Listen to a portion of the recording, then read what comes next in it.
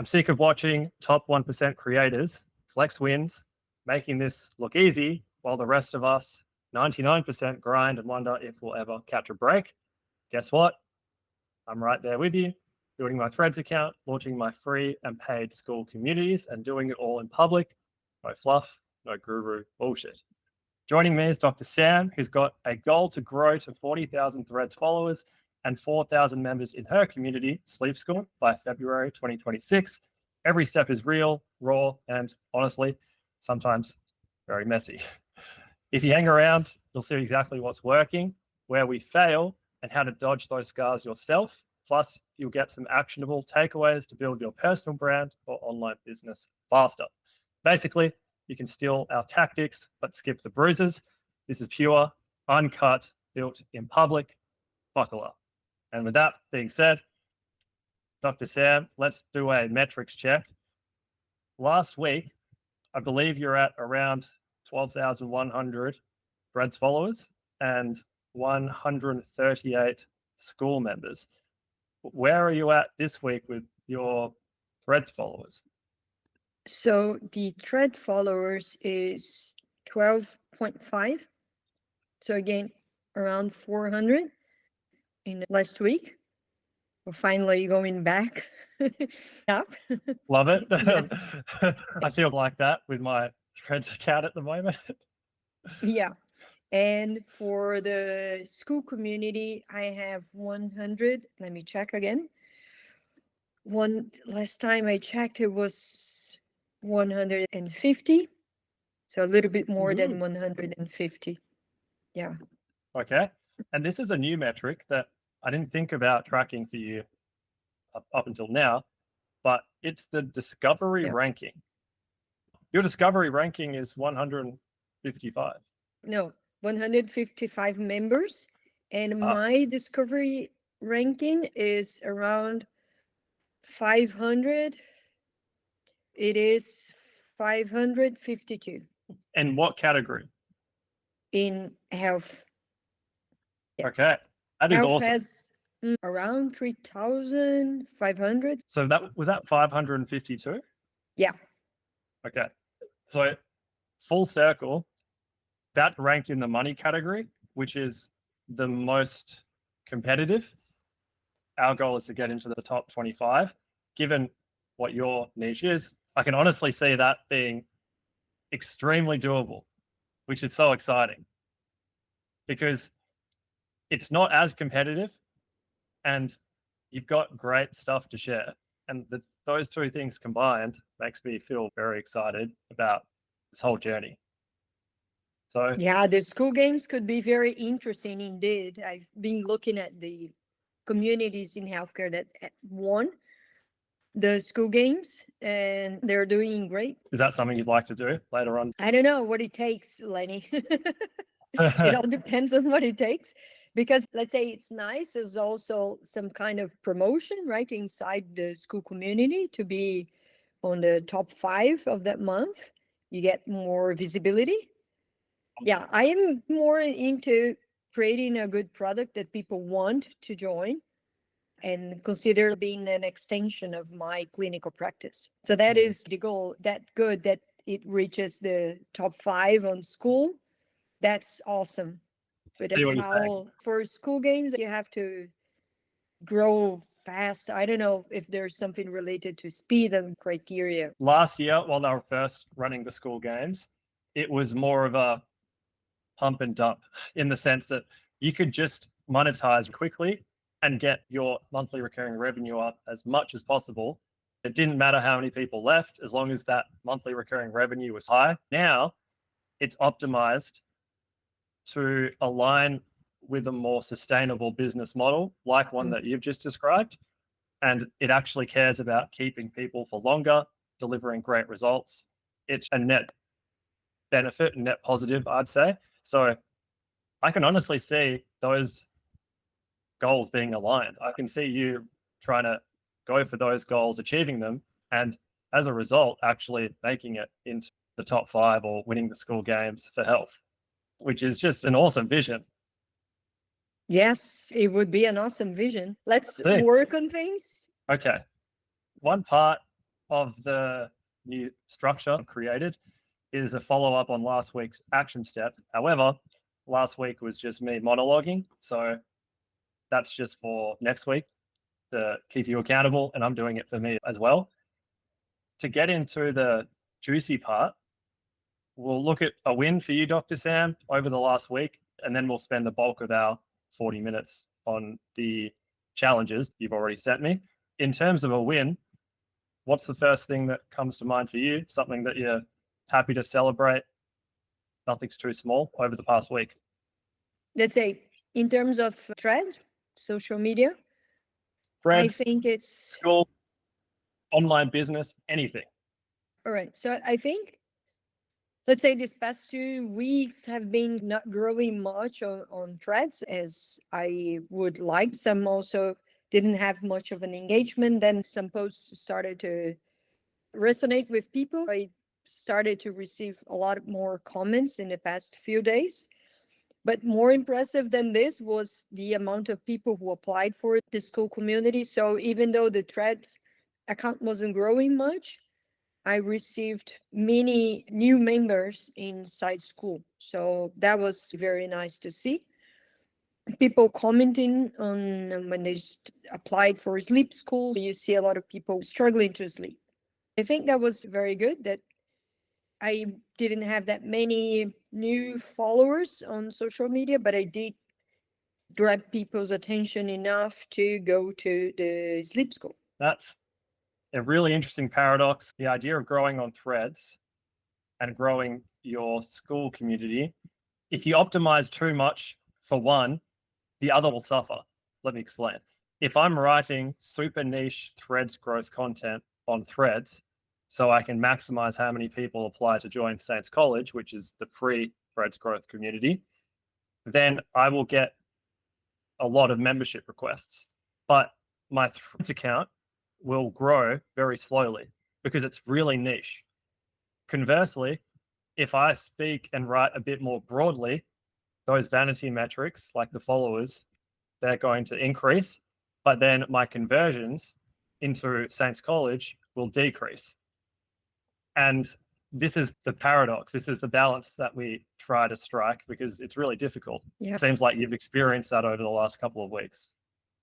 Look, this reminded me of the video you recorded, the interview with Taylor.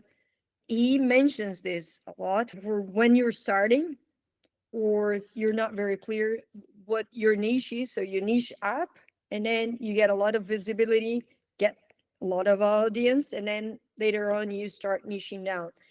It's quite interesting because some healthcare fields like mine, sleep is very broad. ENT is also very broad. It's probably the broadest medical field. We have that's why we have many subspecialties. So in my case, it's going to be like a fine balance between talking to a broad audience, but also making sure that I grab people's attention inside Sleep Skool and then probably inside school as well to try to think of what would be the best target for school or who would see value the most. And that's part of the ongoing question that we're working through. In terms of, that was a great win, just to see more people apply to join Sleep Skool. And did I hear that there was a little bit more engagement in Sleep Skool as well? I did have more engagement there, but I still struggle with it. It's not as much as I would like it. I'm just having a hard time because I don't know if people who are joining, do they really like to be in another platform? Or what does it take for them to see real value and engage? Because it's not their usual social media that they open many times per day. They have to leave this ecosystem to go to another ecosystem to find the answers. I'm struggling. I would like to have way more engagement. This is one of the questions that I had for you because this is something that I would like to see much more. But yeah, I just started. So sure. And I've got some useful frameworks for that, just ways to reframe it. The first one is that I think of a community as a baby. You gave birth to this baby however long ago it was. You can't really force it to grow up because time moves. You just need to be there to nurture it while time goes by and while you watch your baby grow. Because invariably, as time goes, this baby develops a personality and a bit of sass and gives you a bit of attitude, but then you love it because it grows up into this thing that has its own personality. And I think it's useful for me to think about it that way because it's easy to want this stuff to happen really quickly. But when I think about it being a living, breathing thing, it's, oh, I need to give it that time to grow up. I can do everything to try to make that phase as easy as possible for this baby. But ultimately, you still need to give it time. It's a weird one, but maybe it's helpful because I think you're doing everything correctly. You're doing a great job. Do you think I should post more often? So that's a great question. Here's an analogy for you. Think of your post like medicine. One well-timed dose can have more impact than multiple doses at once. The number one reason why people churn or leave any school community is not because there isn't enough value, but that there's too much and they're actually too overwhelmed. And it's so much that they're like, I'm never going to get through this stuff. I'm not going to get the value that's being offered here. So I'm just going to leave. And the point is that less is more. And I could be doing better at that in my free community. In Full Circle, the paid one, I think we've done a pretty good job at that because it is quite minimalistic, at least compared to the free one. So to answer your question, should you post more regularly inside Sleep Skool? Regularity is really important. If you have a regular posting schedule, is it 3 times per week at the moment? I'm writing on Tuesdays, Thursdays, and Saturdays. I'd say that's great. I wouldn't post more if I were you. I've tried doing the posting daily thing and I got feedback that it was overwhelming. I was a part of another community as a member, not the creator, and I experienced the creator doing that. And I was like, oh, that's what they were talking about. Because people just don't care about what you create nearly as much as you care. It's easy to think that more is better. But as I've been saying, less is more. I would ultimately focus on 1 to 3 high value posts per week that genuinely provide that value to your members. Now, what could those be? As I spoke about in the last call, you've got a variety of posts. You've got posts that could spark engagement, kind of valuable insight posts. But if each one has a bit of a different objective, more fun one. Yeah. I think that was one. Yeah, that's it. Just like fun vibes. Maybe it's a photo of your work setup and get everyone else to do the same. That one's actually really nice because it's like a impersonal but intimate way to get to know everyone. Someone's workspace says a lot about who they are. It's just as an example. You can steal that one if you want. But ultimately, I would say stick to 1 to 3. However, at this point, I'd encourage you to test different types of posts. If you notice that one gets a lot more engagement than another consistently, week over week, then that should tell you that you should double down on that. So for me, someone suggested about a year ago, I should create an engagement pod in Saints College because this helps people grow. I did that. And that was the thing that made Saints College grow from 1,200 on the discovery ranking to the top 100 at its peak. Yeah. I was like, I'm not going to drop that. I'm going to keep doing that because it was really effective. Bottom line is, if there was just going to be one thing that I did inside of Saints College and deleted everything else, it would be that. And I couldn't have known that had I stopped testing and just stuck to the same thing. Okay. Can you share like one example of an engagement post that you done or that you continue doing? Yeah, so I brainstormed a few that you could use, Dr. Sam. We've got one where this is a video one, so it might be a bit tricky because it isn't native for the Skool platform. The whole idea of brainstorming is to get that quantity and then you filter through the quality. And you might call it like a 90-second calm challenge. So you can share a 30-second clip of your bedtime like unwinding routine, and then you've got 90 seconds to watch and comment on someone else's post. So it's like it builds a habit with the people inside your community, and it's building that habit of not only checking in on the bedtime routine, but that also is conducive to what your whole community is about, which is building good sleep habits. So that's one. The next one is much better, and it's probably going to be much easier for people to participate in.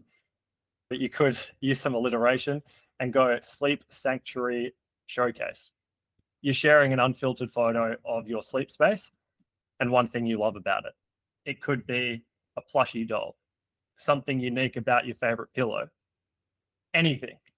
But it obviously is fun, but it's still related to the subject matter of the community and easy because you just snap a photo and then share it as a comment.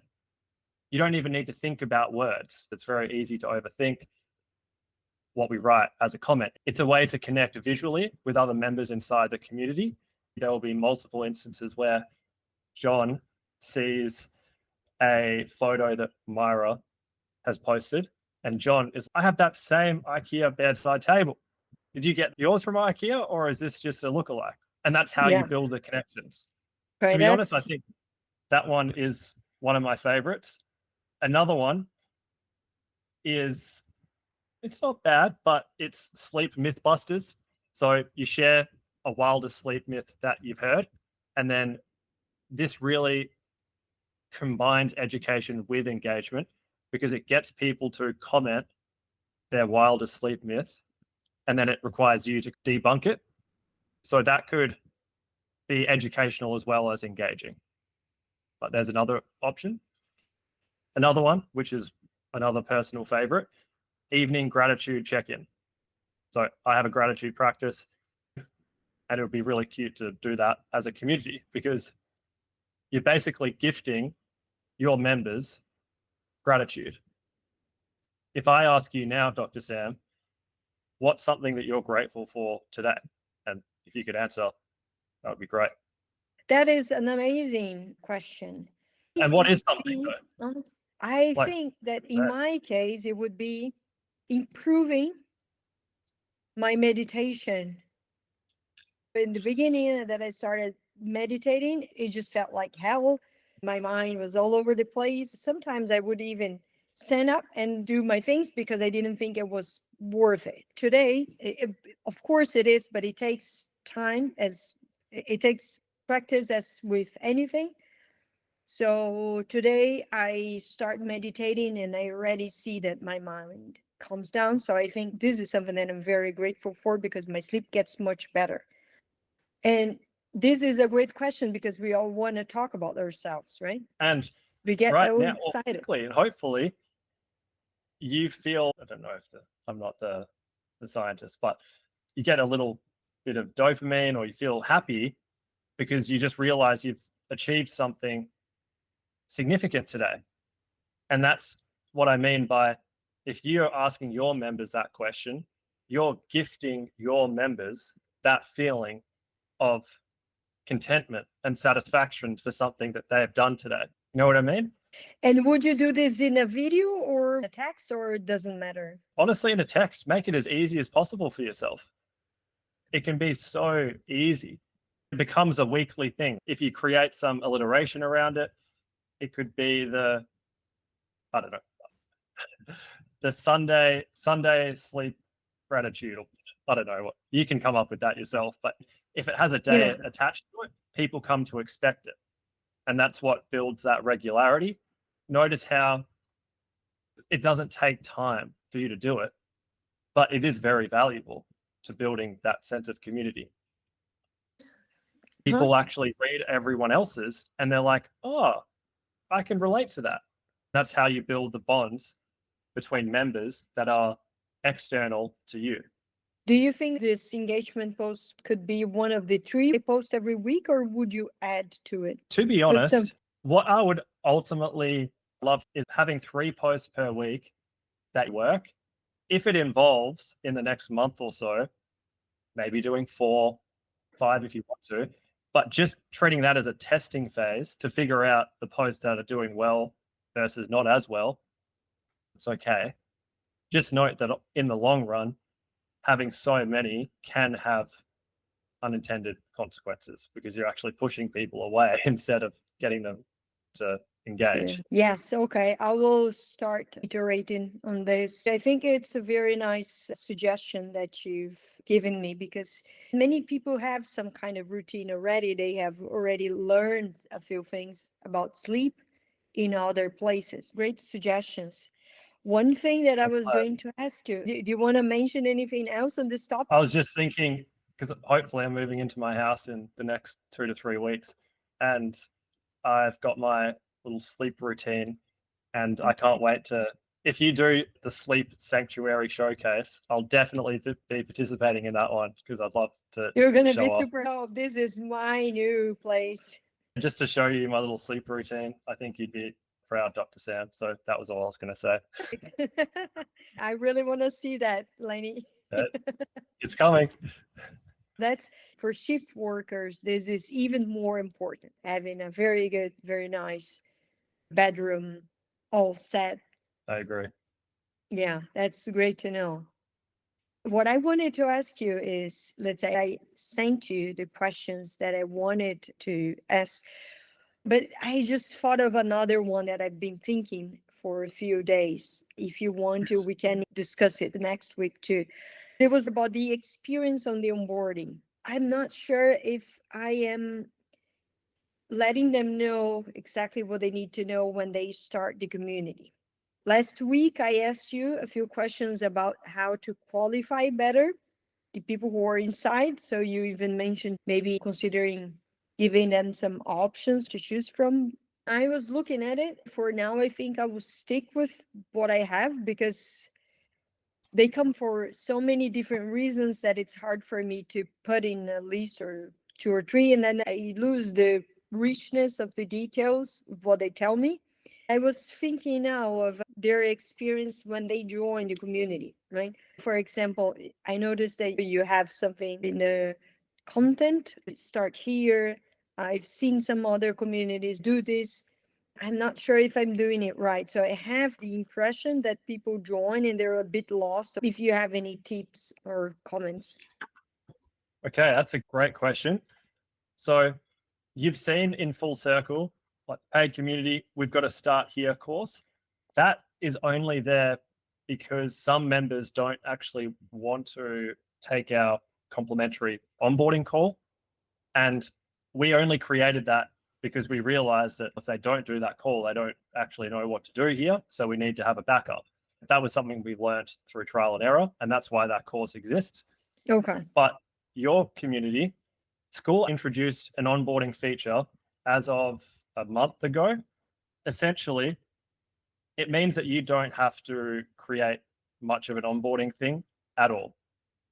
As long as people can see that it's not dead in the sense that no one's posted or done anything inside of the community in the last month or so, new members can see that you're active and some other people are as well. Honestly, I think that's okay. And actually, a question for you, Dr. Sam. Are there things that you would love members to know about when they first join?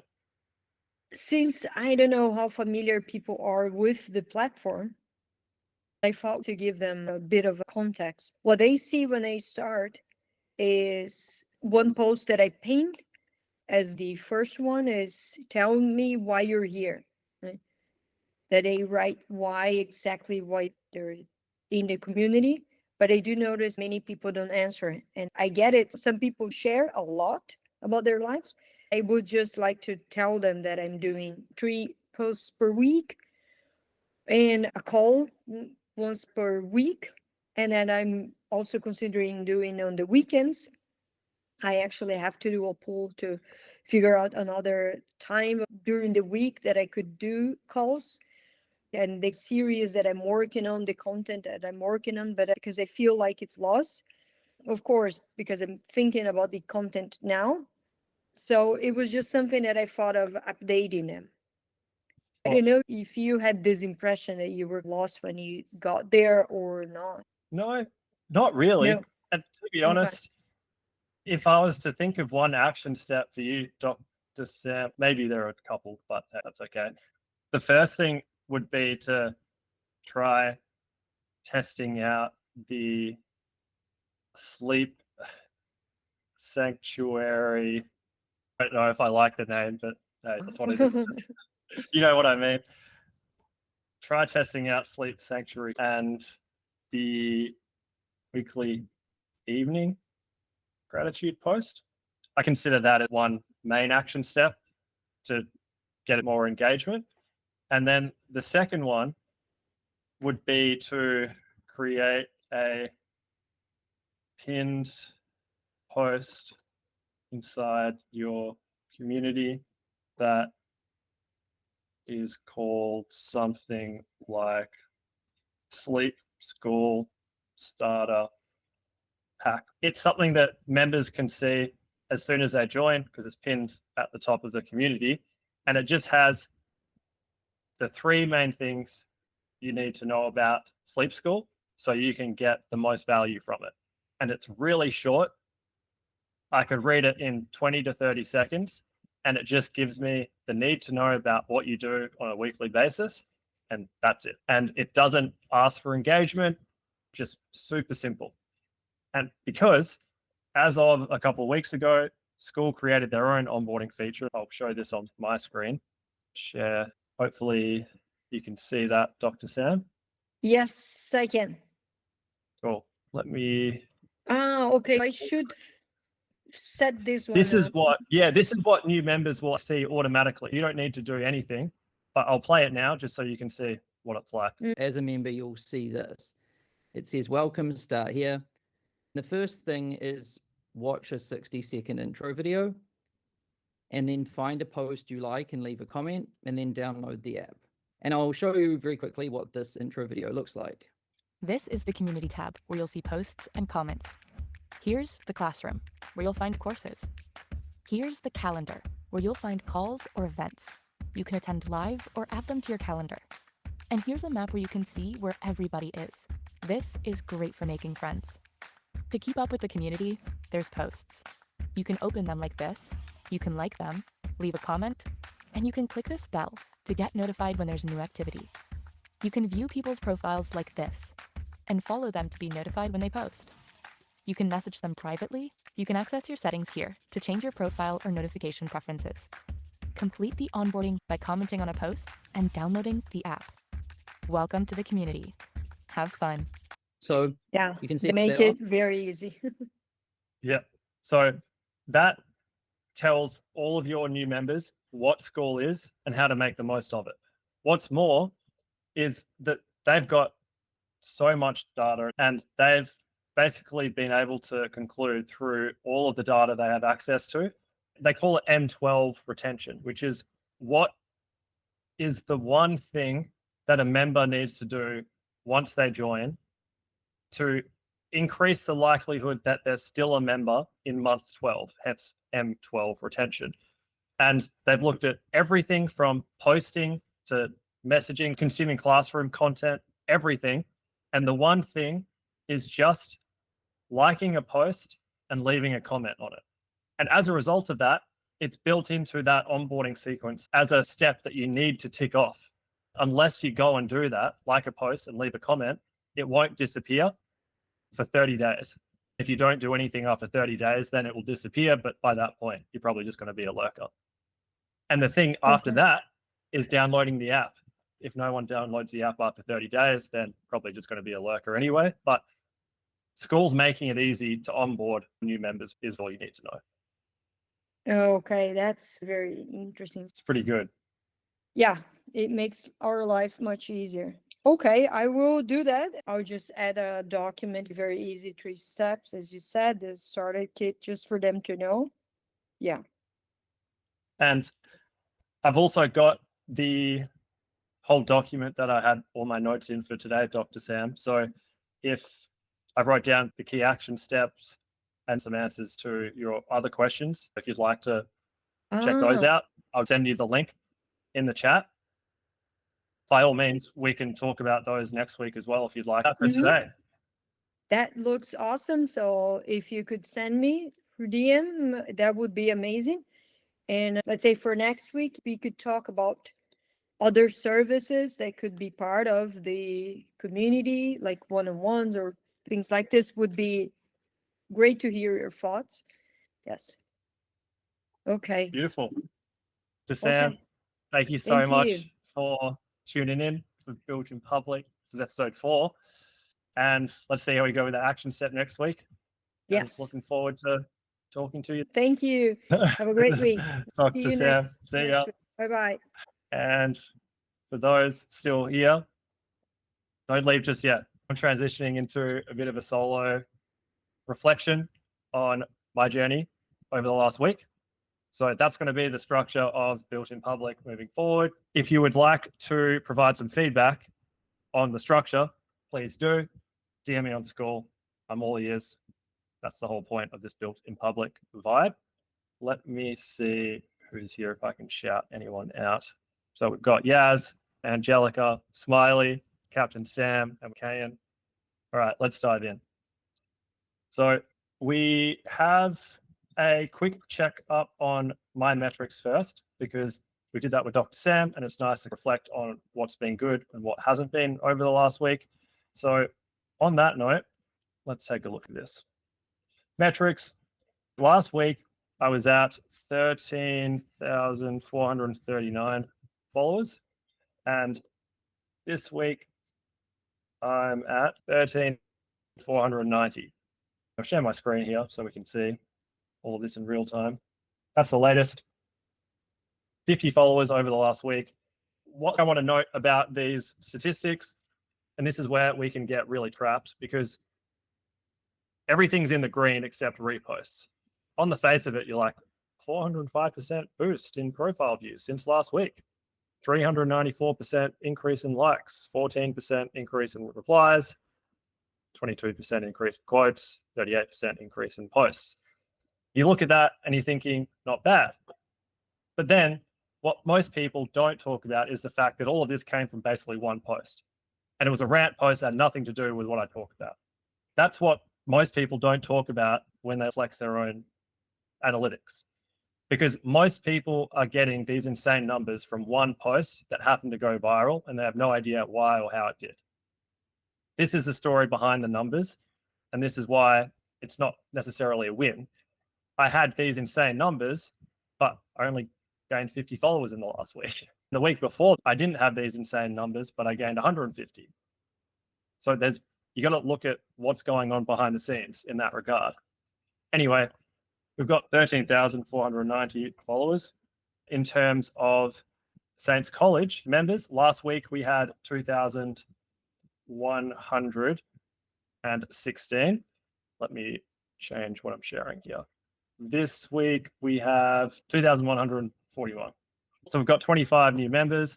In terms of the discovery ranking for Saints College, last week it was at 420, conveniently. And then this week it is at, interesting, with Full Circle. Last week we had 37 members. We've got a few members churning. Let me take a look. I'm going to shout out. Dims, please don't leave. So Dims is churning. He's leaving in 12 days. And basically, we've got 35 members as of today. This time next week, we'll still have 35. If more members join, that'll be great. We've got a couple members who have cancelled and are churning in 12 days as well, which is sad.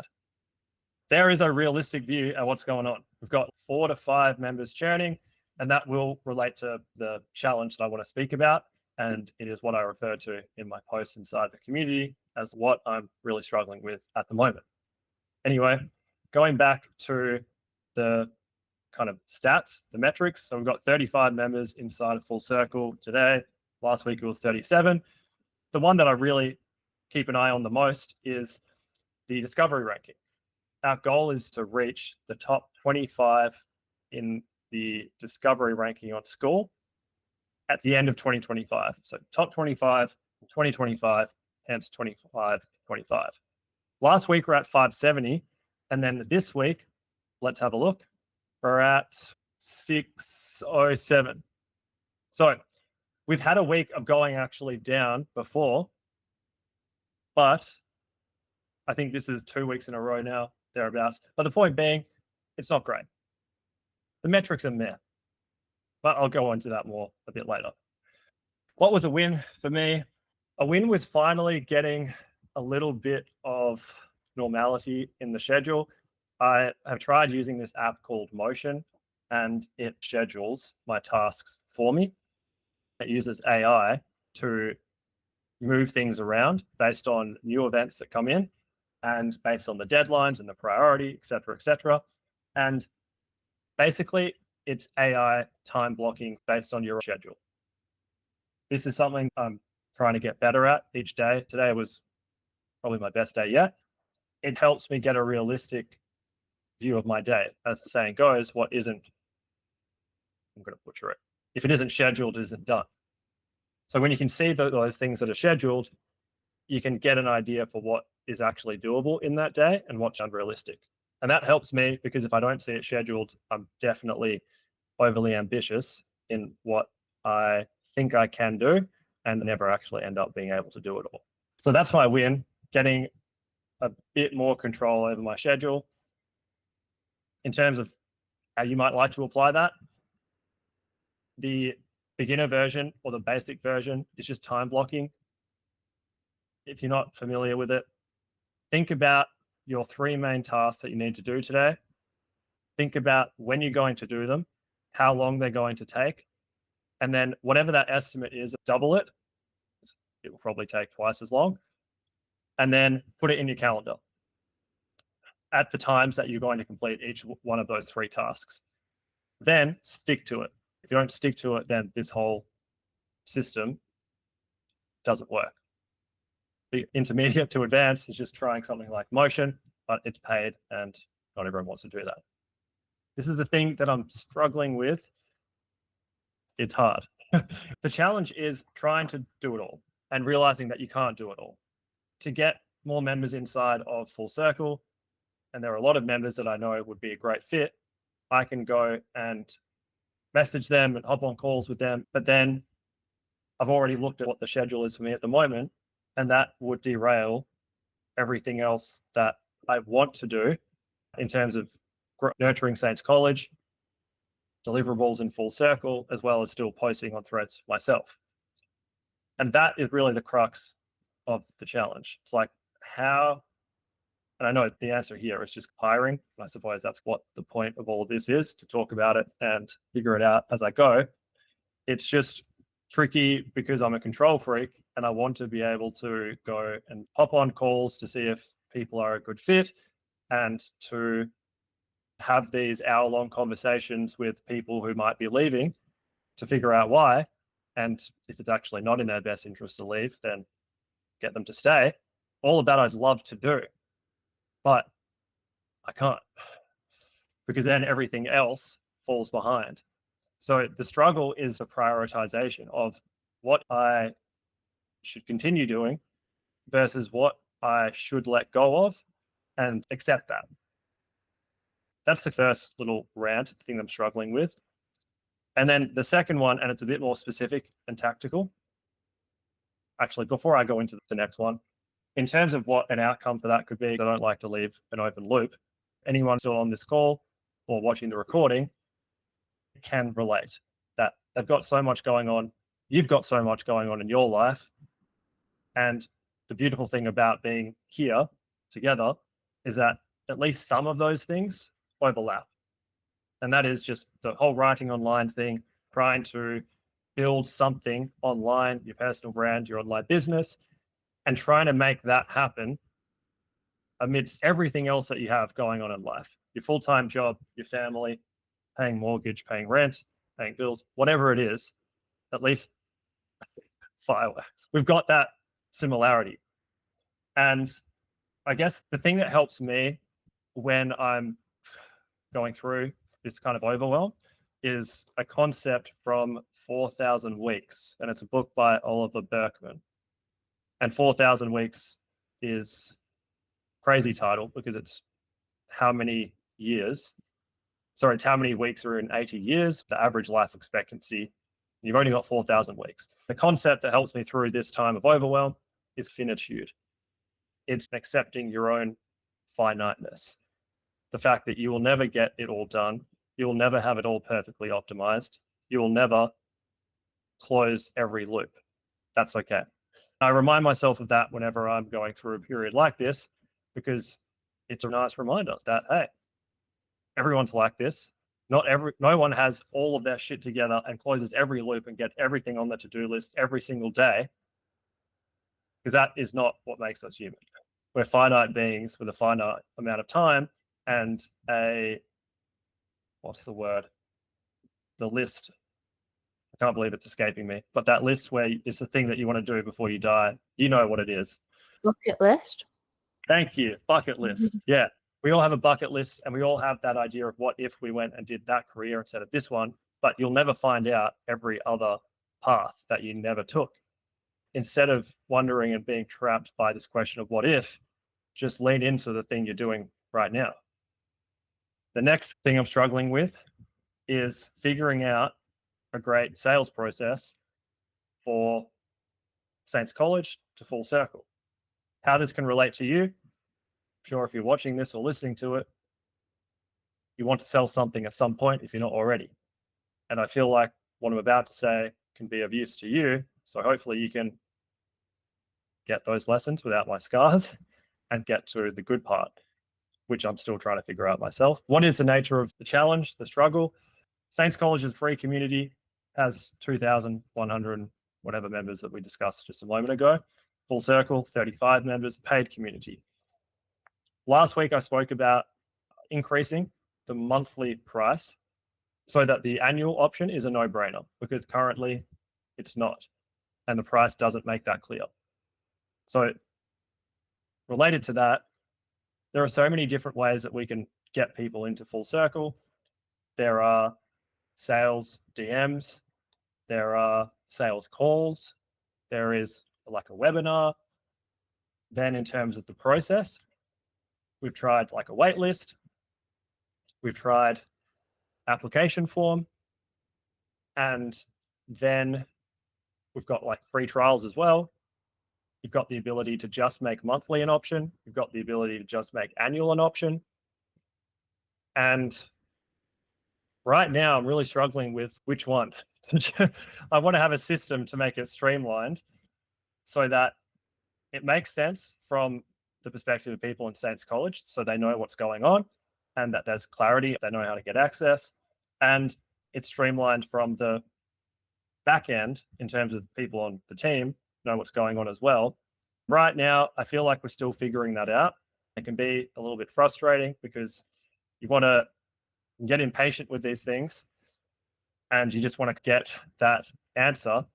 I know I should be taking my own advice with what I said to Dr. Sam about how it's a growing thing, a community. It's like a baby. You need to give it time. But this system is something that we've been trying to fine tune for a while now. What I'm currently thinking is the next iteration of this. Our application form is something we want to keep because this is something that can apply to you as well.